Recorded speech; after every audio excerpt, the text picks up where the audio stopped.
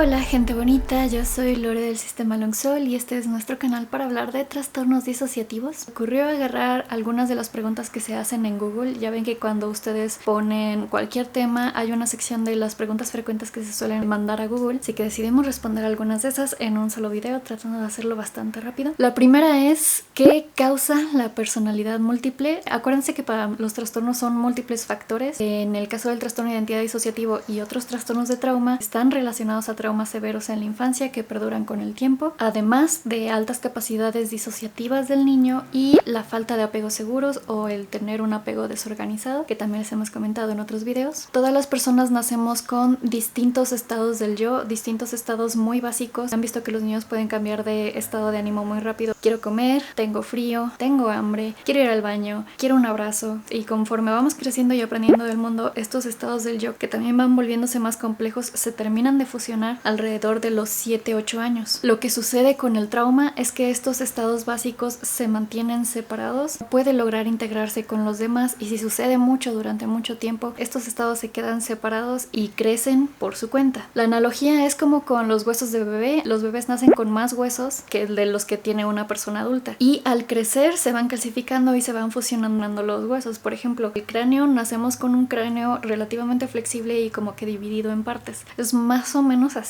El trauma evita que exista un desarrollo y fusión normal de lo que es la identidad. ¿Cómo se diagnostica la personalidad múltiple o el trastorno de identidad disociativo? Hay varias formas de hacer un diagnóstico. Hay instrumentos de medición de la severidad de la disociación, que es lo que se tiene que ver primero, y uno de los criterios más importantes es la amnesia, como encontrar cosas que no se recuerdan haber comprado, como que te llamen por nombres que no reconoces, o como personas que te tratan como si las conocieras y no las conoces, o como pagos o tareas hechas que debiste haber hecho tú pero están hechas y no recuerdas haberlo hecho. Sin embargo, la mayoría de personas con traumas severos y disociación suelen ocultar sus síntomas, incluyendo la amnesia, y de sí mismos. Parte importante de la existencia del TID es que la persona no sepa lo que está pasando, entonces también es un poco difícil llegar a tener la introspección. Sí es necesario crear una relación terapéutica de confianza, de seguridad, para que estas cosas puedan salir a flote y las personas se sientan seguras de discutirlo, porque tampoco es algo fácil de discutir. En los niños y adolescentes sí se puede diagnosticar, no es imposible, pero sí requiere de una persona que sepa lo que está haciendo, que sepa qué buscar. De todas maneras, en general es mucho más difícil atinarle a un diagnóstico cuando uno es menor de edad. Y por cierto, justo Salax había grabado un pequeño rant, que tal vez lo dejemos aquí o lo dejemos en otro momento, que contrario a lo que aparece en muchas novelas, incluso biografías como Sybil Billy Milligan y Trudy Chase, que son por ejemplo de los que hemos hablado, y a diferencia de muchas películas e incluso ejercicios fílmicos de estudiantes de psicología que hemos visto por YouTube, a diferencia de todo esto, no se diagnostica cuando el alter se presenta y el paciente dice: es que yo no soy, yo no soy Lore, yo no soy Billy, yo no soy Sybil, esa es la otra persona. Ah, ¿y dónde está esa otra persona? Está dormida aquí. Puede suceder que un alter se presente, pero no hay que esperar a que suceda. Lo más probable es que los alters no lo digan, no lo sepan. Por eso se tiene que crear la relación de confianza, porque no va a suceder. No va a suceder que el alter te dé el diagnóstico así nomás. Por eso se tiene que hacer toda la evaluación de la disociación. Hay algunos que creen que se tiene que dar un switch durante una sesión terapéutica para confirmar un TID. El porcentaje de las veces que una persona tiene un cambio evidente frente al terapeuta, frente a esa hora a la semana del terapeuta, es muy pequeña. ¿Cómo se le llama a la persona con muchas personalidades? Esta es una excelente pregunta y nos sorprende que realmente la hayan hecho. Personas con trastorno de identidad disociativo, persona con TID, paciente de disociación severa. En la comunidad de personas, nosotros nos podemos llamar múltiples, plurales, persona con alters, gente con TID o TDE, TID y TID parcial, o sistemas. Recordamos que hubo algunos comentarios negativos por ahí sobre el denominarse sistema. El comentario decía algo así como que el término sistema había sido introducido o presentado por el lobby actual de youtubers con TID, llámese lo que es multiplicidad, disociación y todo el resto, incluyéndonos. La verdad, es una excelente pregunta de dónde viene el término sistema. Hemos estado investigando, muy difícil encontrar a la primera persona que llamó a una persona sistema. Hicimos investigación, hicimos consenso sobre si alguien sabía de este uso, en dónde fue que lo escuchó por primera vez. Encontramos algunas personas que han estado alrededor que dicen: yo recuerdo haber escuchado eso de sistema desde antes de los 2000, cuando empezaba a usarse el término trastorno de identidad disociativo. Hemos comentado de la teoría de disociación estructural, que es la teoría más extensa que explica todo esto. Y uno de sus fundamentos de esta teoría es precisamente la teoría de sistemas, que luego les comentaremos en otro video porque está bien interesante. Hay personas que se refieren a esta organización como un sistema, porque es una organización de conciencias. Tienen una organización específica y adaptativa, es decir, que se puede adaptar a las circunstancias. Como les habíamos dicho, por ejemplo, en el video de nombres, que no es la persona original y sus alters, no es una persona y sus múltiples personalidades. El por qué nos referimos como sistema y por qué mucha gente decide referirse como sistema es para dejar en claro que no hay un alter más importante que los demás. Yo no soy Lore y sus alters. Yo soy, y cuando digo yo soy de yo persona, yo soy mucho más que la identidad que está hablando ahorita. No es obligatorio referirse de una sola forma. Si te quieres referir a una persona, puedes preguntarle cómo le gusta más que se refieran a ella. ¿Cómo saber si tengo TID? Gran pregunta. Esta pregunta está hecha de muchas maneras. ¿Cómo saber si tengo doble personalidad? Si tengo múltiples personalidades. Me estoy tocando la cara y no debería. No se toquen la cara. Muchas personas son conscientes de su sistema de alters, pero muchas personas no lo son, o al menos durante mucha parte de su vida no es consciente. Y eso es normal por la barrera amnésica, porque es trabajo especialmente de los anfitriones, no saber qué está pasando, no saber qué es sistema, no saber que hay traumas que trae cargando otras partes de sí mismo. De las cosas que pueden ayudar para ir investigando todo esto es, por ejemplo, como les hemos dicho, llevar un diario. No es como que el diario sea un método diagnóstico per se, sino que el diario, de preferencia a mano, es como una tomografía, una radiografía de lo que está pasando adentro. De preferencia poner fechas, ponerte rutinas de escritura, como horarios de escritura, como escribir todas las noches antes de dormir o escribir inmediatamente que te levantas o justo cuando estás terminando de comer, lo que te funcione, lo que sucede, la hora. Si tienes nombres que no sabes si son alters o no, puedes escribir sobre ellos. Sensaciones corporales, lo que estás sintiendo tanto físicamente como emocionalmente. También te tienes que educar. Como les habíamos dicho en el video de autodiagnóstico, no puedes autodiagnosticarte si no sabes lo que es el TID, así que tienes que limpiar lo que crees que es el TID. Aunque la única forma de confirmarlo es con la ayuda de un profesional, forzosamente necesitamos ojos externos, objetivos y entrenados para que nos guíen, porque estos trastornos son complejos y son muy escurridizos y realmente, de nuevo, como decíamos, no es tu trabajo como anfitrión o como persona con trauma saber qué onda con el trauma. La naturaleza misma de estos trastornos es la de ocultarse. Además de un diagnóstico, lo importante no es el diagnóstico, sino el tratamiento que se le va a dar, y forzosamente un tratamiento no se puede hacer aislado, no puedes tratar el TID tú solo. Vas a ser la parte central de tu sanación, pero sí necesitas apoyo, no puedes hacerlo solo. Sabemos lo difícil que es encontrar un profesional que acepte este trastorno, pero no lo descartes solo por miedo. O sea, sí hay que buscar, intenta buscar. ¿Cómo se le llama a la enfermedad que te hace cambiar de personalidad? Este es tricky. Supongo que se refieren al TID, pero quiero recalcar que en el TID, el cambio de identidades, el cambio de personalidades, no es lo único que sucede, y que otros trastornos también pueden afectar directamente la personalidad, como los trastornos de personalidad, por cierto. TLP también hay de repente como que muchos cambios que parecieran que es de personalidad, por eso no se usa la palabra personalidad ahora, porque no es personalidad. La diferencia entre personalidad e identidad es que, por ejemplo, la personalidad tú la puedes ver y la puedes describir. Esa persona es alegre, esa persona se enoja fácil, esa persona es como que muy estudiosa. Esa es la personalidad. ¿Cómo defines la identidad? La identidad es subjetiva, la identidad no puedes verla en las demás personas, tú no puedes ver cuál es mi identidad. El problema con el TID no es per se de personalidad, es de identidad, y por lo mismo no es tan obvio. Hay una pregunta que dice, ¿cómo puedo tener una doble personalidad?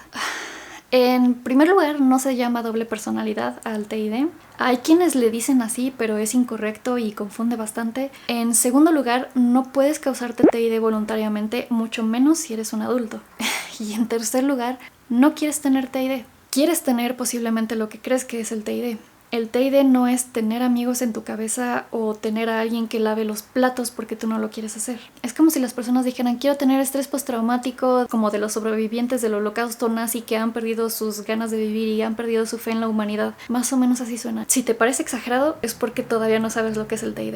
Mencionan sobre crear un alter ego, pero ese es un ejercicio consciente. Es, por ejemplo, lo que hacen los comediantes o lo que hacen algunos cantantes, en el que necesitan ser una persona o tener una personalidad que realmente no es propia de ellos, como que se crean conscientemente, tengo que ser como que más seguro y como que hablar fuerte y como que usar tales ademanes. Es un ejercicio consciente, pero no estamos hablando ahí precisamente de disociación, pues esa es otra cosa. ¿Cuáles son los trastornos disociativos? Es otra pregunta. Del cómo están ordenados en el DSM-5 es el trastorno de identidad disociativo, la amnesia disociativa, el trastorno de despersonalización de realización, otro trastorno disociativo especificado que tenemos un video hablando de eso. Incluye el trastorno de identidad disociativo parcial y otros síntomas disociativos mixtos y el trastorno disociativo no especificado. ¿Qué es fragmentado en psicología? Supongo que se refieren a la película, pero en psicología la separación de elementos de información que deberían estar integrados naturalmente se le llama más bien disociación. También tenemos un video hablando de esto. La disociación es una habilidad normal para manejar información que es difícil de asimilar, ya sea porque estés cansado, porque estés enfermo, porque estés muy estresado, puede ser causado también por sustancias, por medicamentos, por trauma. Bien sabemos que en la teoría psicoanalítica parece que se llama mecanismo de defensa de aislamiento, que es una acción como de aislar elementos de algo que nos parece inaceptable de nosotros mismos. Tiene que ver como con la represión, pero la represión y la disociación son como términos medio rivales. ¿Qué significa cuando una persona está disociada? La disociación tiene muchísimas definiciones y muchísimas experiencias. Imagínate, ¿qué pasa si desconectas una cosita de la computadora? Te van a fallar cosas diferentes de acuerdo a lo que estés desconectando de la computadora. Una persona disociada podríamos decir que está desconectada de su ambiente, desconectada de su entorno, está fuera de sí misma, está entumecida, en trance hipnótico, anestesiada o emocionalmente anestesiada, está como en una alteración de la percepción con la prueba de realidad intacta, porque si no es psicosis, o sea, tiene bien su prueba de realidad, está teniendo un flashback, tiene experiencias somáticas o experiencias conversivas, está a punto de tener un switch si es que es un sistema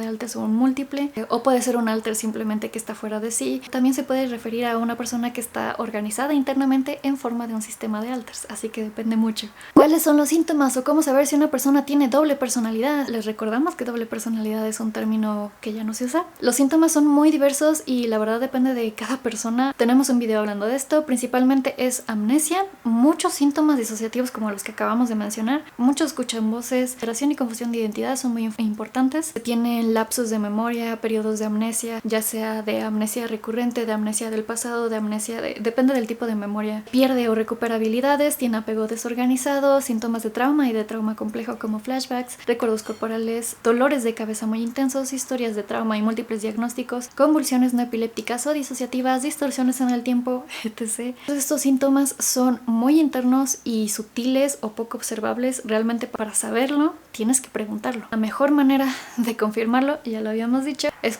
con la ayuda de un profesional. ¿Cómo tratar a un paciente con trastorno disociativo? Así venía escrito, nada más decía trastorno disociativo. Primero yo supongo que hay que identificar qué tipo de trastorno disociativo es. Es bien importante, hay que acordarnos de que no estamos tratando un trastorno. No nada más estás tratando con un TID, especialmente si es TID. Estás tratando a una persona con un montón de cosas en el que el TID es solo una parte. Por ejemplo, hay personas que tienen TID y TLP, hay personas que tienen TID y bipolar, hay personas que tienen TID y episodios psicóticos, hay personas que tienen TID y TDAH, TID y del espectro autista. Primero hay que identificar qué más tiene la persona aparte del trastorno disociativo. Aún no somos profesionales, así que hablaremos como pacientes. Primero que nada necesitas informarte mucho sobre prácticas informadas y sensibilizadas al trauma, porque la gran mayoría de las personas que tienen síntomas disociativos es por trauma. O sea, sí hay personas con disociación que son causadas por sustancias, pero ese es un tema que todavía no manejamos y aparte se trata diferente y en otra categoría. Hay muchos enfoques y tipos de terapia y la mejor en la que te puedas dedicar es en la que tú te puedas especializar, te sientas cómodo y por supuesto el paciente también se sienta cómodo con esa práctica, con ese camino. Algo muy importante que muchos pasan por alto es que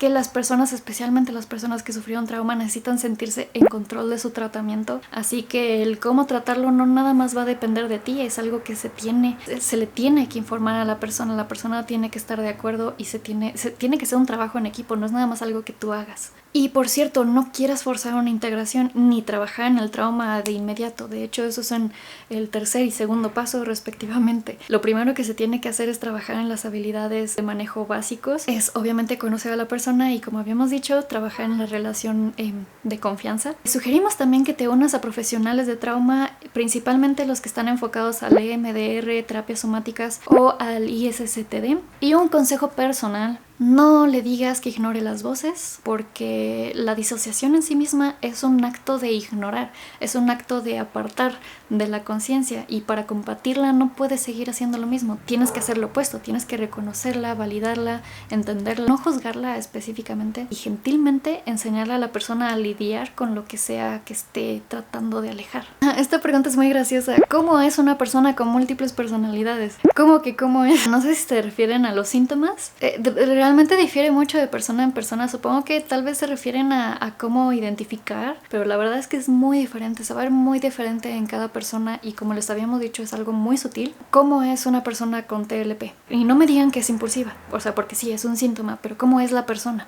Porque las personas con TLP pueden ser muy diferentes. La verdad es que lucen como cualquier persona. A veces incluso son personas altamente funcionales. Actualmente nosotros nos consideramos que somos altamente funcionales dentro de lo que cabe. No llegamos a un funcionamiento bestial como novio y como roomie, que tienen un funcionamiento 100%, que es cero trastornos mentales, pero somos bastante funcionales a pesar de todo. Así que las personas con TID también pueden ser muy funcionales, pueden simplemente parecer como personas que se aíslan, personas que de repente parecen que cambian de idea. Entonces realmente no es como que tú puedas decir esa persona tiene TID de lejos solo porque ves a una persona actuando tal vez extraño en la calle. Así que es una pregunta muy graciosa. Esas son las preguntas que anotamos. Aprovechamos también para responder una de las preguntas que más nos hacen y que la verdad es un poco cansado, y precisamente es un tema que tocó. Ya sé que ya no debería seguir hablando de Trisha, pero es un tema que tocó ella, por ejemplo, que dice que siente que un alter se está muriendo, si pueden desaparecer o pueden morir los alters, y les decimos que no. No pueden desaparecer. No es como que de repente desaparezca una parte de tu cerebro, porque tampoco es como que un alter esté en una parte del cerebro y que se muera esa parte. No funciona así. O sea, tal vez puedes no percibirlos, se pueden integrar, pueden quedarse como adormecidos, como entumidos, o puedes simplemente perder acceso a ellos por un tiempo. El tiempo es indefinido. Creo que como me estoy haciendo café casero, entonces creo que me está saliendo algo cargado, entonces estoy un poco como que... También es porque no he hecho mucho ejercicio, no he ido al gimnasio, pero me estoy saliendo del tema. El punto es que no pueden desaparecer, no pueden morir, no puedes matarlos. Hay algunas personas que sí sienten... Ok, sí hay veces en las que sí se hace... La agresión interna puede ser mucha y puede parecer que se matan entre ellos, pero no se matan. Es como cuando te mueres en un sueño, cuando te matan en un sueño. No es que te mueras, pero la sensación es como si sí. Y otra más que también de repente la han hecho muchas veces es esto sobre la coconciencia, sobre si una persona con TID puede saber que lo tiene. Y sí, lo habíamos dicho en una pregunta anterior, hay personas que sí pueden conocer a sus alters, sí pueden estar conscientes de ellos, sí pueden estar conscientes cuando un alter toma el frente.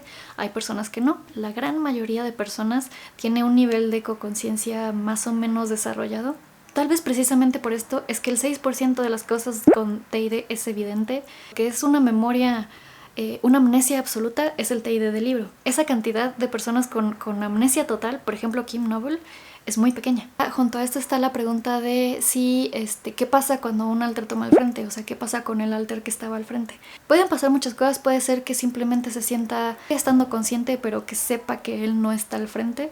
Algunos usan el término posesión. Es un término que no me gusta usar, aunque literalmente esté en el DSM. Es simplemente porque estás desconectado de esa voluntad, de esa otra conciencia. O sea, no es ninguna posesión espiritual. Hay un ejemplo que se usa muchísimo para esto, que es la persona que está al frente, la persona que está en control del cuerpo. Es como si estuviera de piloto en un carro, al copiloto, en donde puede ver muchas cosas, pero no está manejando per se el carro. O puede que esté en la parte de atrás, en la que sí puede ver, pero su conciencia está un poco más reducida de lo que está pasando. O puede ser que nada más esté en la cajuela y no vea nada, y eso es un blackout. Así que puede suceder muchas cosas. Va a depender de la persona, va a depender del momento, va a depender de la razón del switch, va a depender del alter, porque hay alters que sí tienen amnesia entre ellos y hay alters que no. Y básicamente esas serían las preguntas que encontramos. Si ustedes tienen otra pregunta que tal vez no respondimos o algo que no quedó claro, por favor pónganlo en los comentarios. Vamos a seguir respondiendo preguntas frecuentes que hemos encontrado y por supuesto dejándolos las referencias en la descripción. Y muchísimas gracias a nuestros Patreons. Otra vez se me olvidó traer la lista, pero voy a dejar a la Reyel del futuro que ponga la lista aquí de los Patreons. Muchísimas gracias por apoyarnos. Realmente ahora que todo esto del coronavirus, ya tenemos Discord para los Patreons y de hecho nos ocurrió una idea para el Patreon que dependiendo del nivel pueden tener una videollamada con nosotros de 15, 20 minutos, 25 minutos, media hora, 45 minutos hasta una hora. Por tiempo limitado, aprovechando que ahorita no estamos yendo físicamente a clases y aprovechando que muchas personas se sienten un poco solas en casa y sirve que ustedes nos apoyan y nosotros los apoyamos a ustedes. Díganme si les late esa idea para empezarla a poner a partir de abril. Y por supuesto no se olviden de que vamos a estar en la 6ª jornada de salud mental de TLP México. Todo esto va a estar en línea, no sé si vaya a haber acceso después a las personas que puedan entrar a esto, pero los que ya tienen boleto nos vemos allá. Y what? Sigan siendo bonitos, cuídense mucho. En el siguiente video, ahora sí, queremos hablar de técnicas de aterrizaje que creo que vamos a estar usando bastante y a ustedes les va a funcionar mucho. Y mantengan una rutina, no se queden dormidos tarde y no se queden despiertos tarde y no se queden todo el día en la cama. Mantengan una rutina, muévanse, hagan ejercicio y manténganse en contacto con la gente que los quiere. Nosotros los queremos, así que también manténganse en contacto y besitos plurales. Los quiero. Ahora sí ya, bye.